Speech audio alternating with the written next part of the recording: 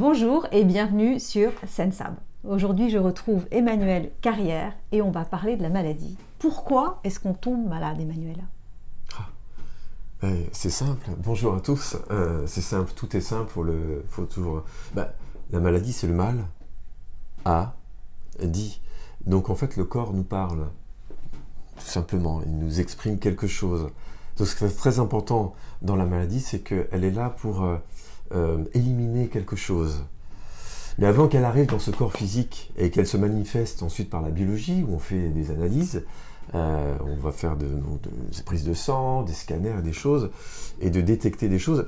Si on remonte en avant, comme on a vu sur d'autres émissions, eh bien ça arrive par l'information. Donc par le champ, puisque pour tomber malade, il y a les 3 phases de la maladie.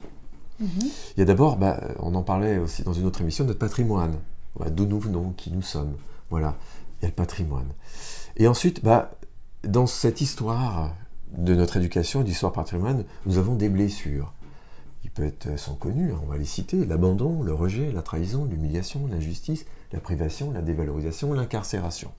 Il y en a pas mal.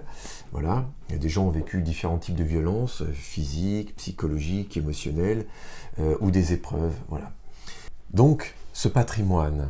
Ensuite, quand il faut que pour déclencher une maladie, que la première phase, pour armer la maladie, il faut que tu rencontres quelque chose, un événement imprévu qui soit identique à la blessure des origines.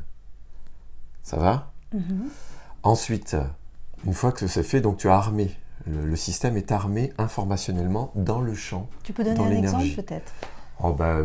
Une trahison imprévue, immédiate, qui fait appel, c'est le truc le plus courant que l'on voit, qui fait appel à l'origine parce que l'arbre généalogique a vécu beaucoup de trahisons, de différentes sortes, de territoires, personnels, professionnels, financières, sentimentales, intimes. Bon, voilà. Donc il y a cette chose-là. Ça peut être aussi des décès ou des choses, quelque chose qui est imprévu. Voilà, subi et imprévu. Donc, là, ça fait écho. Ça fait écho à l'origine. Et enfin, il faut encore une fois, au fur et à mesure de notre vie, revivre le même type d'événement imprévu que les 2 premiers. Et là, la maladie se met en route. Le système se met en route. Et ce sera pareil si on ne nettoie pas l'information des origines, que l'on doit décoder en remontant dans le sens inverse, d'où part le symptôme. D'accord ? Je donne l'exemple de la trahison, par exemple. Tu m'as fait parler de la trahison. Eh bien, par exemple, en homéopathie, est couplée avec la blessure du rejet, l'injustice, la jalousie. C'est un venin de serpent. L'achésis, qui est une latéralité gauche. Donc, vous pouvez aussi être blessé sur votre gauche ou sur votre droite, ça a une signification. Et donc, c'est d'observer là où les choses vont se passer, on a appris, la neurologie l'apprend, le décodage biologique, et tout un tas d'Allemands aux origines. Il y a eu le docteur Hammer, il y a eu le docteur Christian Flech, il y a eu le docteur Lamotte, il y a eu plein d'autres personnes encore qui en ont parlé, et d'autres, il y a eu un Belge aussi, j'oublie son nom, aussi très passionnant, où on est là pour étudier, même en imagerie cérébrale, où on voit ce qui se passe par décodage, cartographie, en amont. Et là, tu es en train de me faire parler de quelque chose d'extraordinaire, c'est la médecine prédictive préventive. C'est-à-dire en détectant, avec des appareils qui sont en biophotonique, ou en biorésonance, ou en imagerie, en PET scan, on peut, à l'avance, prévenir. Mieux vaut prévenir que guérir. Et donc, en remontant justement toutes ces informations, ces blessures dans le corps, il y a des gens qui se blessent toujours à gauche, d'autres toujours à droite. Donc là, on a la main du futur, la main droite du futur, la main du masculin, la main du préventif, la main du monde du travail, la main de l'environnement. Et là, la main gauche, on a la main du féminin, la main du passé, du monde des émotions, du monde de l'intérieur, celle du social, celle de la famille, et celle du curatif. Donc, en fonction de comment les choses vont être orientées, il ne faut pas oublier que l'un va compenser l'autre. Si je me blesse à droite, c'est la gauche qui va compenser. Et inversement, si je me blesse à gauche, c'est la droite qui compense. Donc, en fonction de l'endroit où on va se blesser, hein, c'est jouer des coudes, c'est les épaules, j'en ai plein sur les épaules, voilà, où j'en ai plein le dos, ces expressions, plein la tête. Et il y a le visage qui peut être marqué aussi également, des cicatrices qui restent sur des accidents. Souvenez-vous où vous vous êtes blessé, des accidents. Et chaque zone correspond à des organes aussi sur le visage, comme sur le corps avec les méridiens d'acupuncture. En mélangeant l'astrologie, les méridiens d'acupuncture, un PET scan, la biophotonique, etc., vous avez une cartographie qui ressort du corps où il y a vous-même, vous n'avez plus de secret pour vous. Et beaucoup de gens disent, c'est là où je veux en venir, je le savais. Et il faut vraiment qu'il y ait un appareil médical aujourd'hui, donc reconnectez-vous à vous, parce que vous avez raison, vous êtes votre meilleur médecin. C'est ça en fait. Parce que, je veux vraiment, pour ce décodage de cette maladie, pourquoi tombons-nous malades? Parce que nous ne nous écoutons pas. Oui, mais entre nous, on a tous été humiliés, blessés, rejetés. Et dans le passé, nos ancêtres l'ont tous été un peu dans notre vie. C'est rare quelqu'un à qui n'est jamais rien arrivé. Oui, mais ça fait partie de l'expérience. Mais oui. le truc, c'est de se reconnecter à soi. Comment en fait ça ne va pas vous blesser? C'est ça le problème? Parce qu'on est tous forcément sujets à ce genre de problème. Il faut écouter les messages que la vie nous amène. On pense à quelque chose, tu vas voir une publicité sur un autobus qui passe, ou quelque chose de quelqu'un qui va te parler d'un sujet, et ça va être redondant. Et si on n'écoute pas, après, ça va s'incarner dans la matière jusqu'à provoquer un accident, une maladie. Donc parce qu'on n'observe pas, l'observation est tout, il faut écouter, et le merde, je le savais.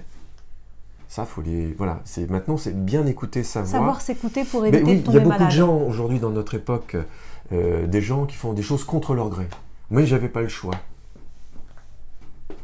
Qu'est-ce qu'on fait avec ça? Voilà. C'est-à-dire qu'en fait, la vérité dans les enfants de 2 ans à 3 ans, où il n'y a pas de différence de couleur de peau, ça joue entre garçons, entre filles, ça se tape dessus, ça se concélie en 5 minutes, voilà, ça mange, ça dort. Après, il y a le conditionnement politico-religieux, familial, sentimental, sexuel, financier, amical. Et après, des gens payent des fortunes pour se déconditionner parce qu'ils arrivent à la maladie. Il y en a qui prennent une pilule, bon, voilà, puis hop, c'est-à-dire que c'est des gens qui sont déconnectés d'eux. En fait, là, nous, on parle avec un symbole, c'est sens et symbole. D'ailleurs, le docteur Soulier est extraordinaire aussi dans ce qu'il démontre aussi là-dessus. Moi, je l'ai fait aussi dans mes recherches sur l'imagerie des ondes scalaires. On photographie avec une caméra biophotonique une onde scalaire pour en recueillir l'esprit du remède. Didier Grand-Georges, le docteur Grand-Georges l'a fait avec l'homéopathie. C'est cet esprit du remède où je parlais de l'achésis, le venin de serpent trop à gauche. Mais qu'est-ce que c'est le sang? On parle des liens du sang.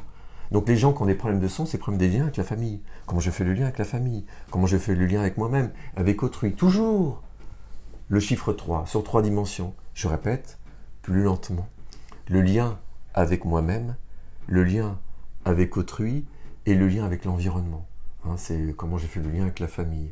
Ça peut être la famille de sang, c'est en général quand on parle de problème du sang, mais aussi le travail et autre chose. Parce qu'on parle d'empoisonnement du sang, j'ai coupé les liens. Voilà. Et après, alors il faut savoir aussi que des fois, alors en dessous de 35 ans, alors pardon, mea culpa, parce que c'est purement théorique, mais il a fallu bien donner un chiffre.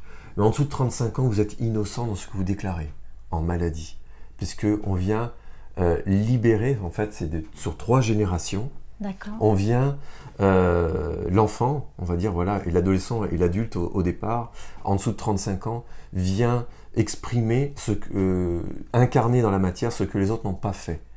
Donc des fois, je me retrouve en consultation avec des enfants qui ont des cancers à 5 ans, 8 ans, ou des autismes, ou des choses, des maladies, des accidents. Donc c'est pas de leur faute. Non, ils sont innocents. Je vous en prie.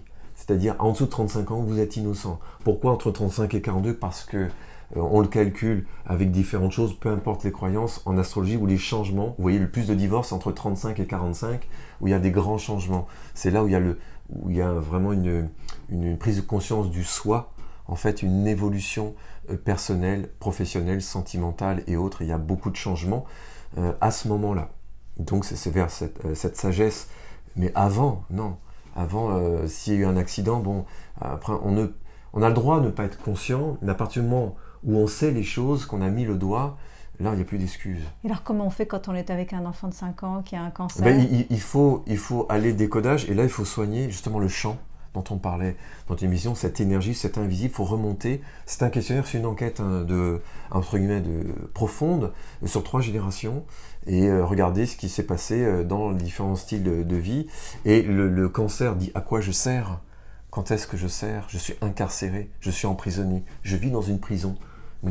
Soit je dépends de mon mari, ou soit je suis enfermé dans une société, dans une entreprise, où je suis emprisonné sur mon poste, ou je suis emprisonné chez moi, ou je vis une vie d'incarcération parce que je n'exprime pas ce que je ressens, qui je suis, donc je suis incarcéré en moi-même.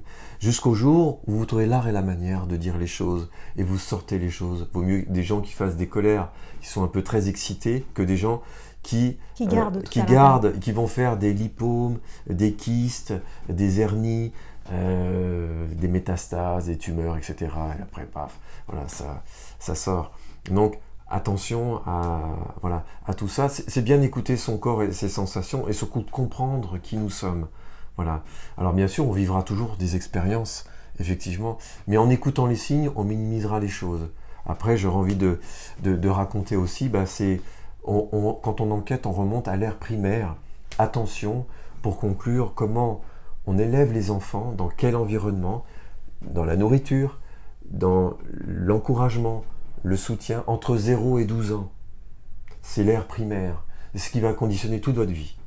Et donc après, chaque année, après, on rejoue par des cycles, on va rejouer le jeu, mais après, on va voir si on a compris la leçon, la vie va nous remettre à l'épreuve, parce que c'est comme ça, en fonction de l'ère primaire.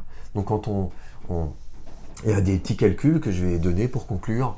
Et ces petits calculs, c'est les calculs suivants, c'est-à-dire par exemple, on va prendre un chiffre rond pour être sympa aujourd'hui, devant la caméra. Il vous arrive quelque chose à l'âge de 40 ans, vous divisez l'âge par 2, 20 ans. Qu'est-ce qui s'est passé à 20 ans? Qu'est-ce qui s'est passé à 20 ans? On ne sait pas. Ensuite, qu'est-ce qui s'est passé à 10 ans? Qu'est-ce qui s'est passé à 5 ans? Et là, vous regardez 5 ans, 10 ans. Parfois, il peut y avoir aussi, dans ce premier calcul, un petit frère, une petite sœur vient de naître, et puis on vous pousse dans un coin pour mettre l'autre, et l'autre a le plus d'importance. Donc là, vous allez avoir un conflit de territoire, après. Et après, on trouve, à 5 ans, oui, mon petit frère est arrivé, c'est arrivé. Et à 10 ans, ce qui s'est passé, c'est vrai qu'on a déménagé. Je me suis retrouvé dans une école, j'étais pas bien. Donc il y a 2 fois, on change de territoire. Et c'est dans l'esprit qu'il faut aller fouiller dans cette enquête profonde qui demande une grosse anamnèse, donc une grande discussion. Et il y a ensuite 2 derniers calculs, 40 ans moins 12 ans moins 8 ans. Donc 40 ans moins 12, ce qui nous fait 28. Donc moins 12, ce qui nous fait 16. Si je ne me trompe pas, tu me corriges. Non, je ne corrige pas, j'écoute. Et 16 moins 12, qui nous fait 4 ans. Voilà, et ensuite on fait 8 ans, on enlève 8 ans à 40, ce qui fait 32.